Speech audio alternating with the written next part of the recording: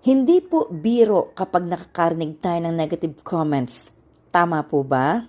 There are times, hindi mo talaga mapigilan na sumagot ng hindi tama at kung minsan, makasakit ng damdamin. But before we react in an unchristian manner, think of this first.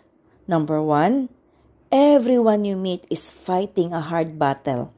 Hindi po madali ang buhay. Siguro today, he or she is lonely, misunderstood, and hurt.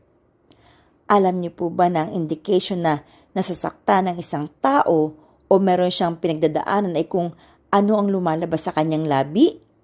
Pag masakit na mga salitang sinasabi ng isang tao, may mga sakit siya ng kalooban inside. Nakakasakit ang isang tao dahil sa inward hurt na meron siya sa kanyang kalooban. Number 2, kung negative ang narinig natin, react in a positive way to produce better results. Number 3, if we want to witness for Christ, sa pagre-react po natin, piliin natin ang Christian reaction, ang bunga ng Holy Spirit. Nakalagay po yan sa Galatians chapter 5:22-23.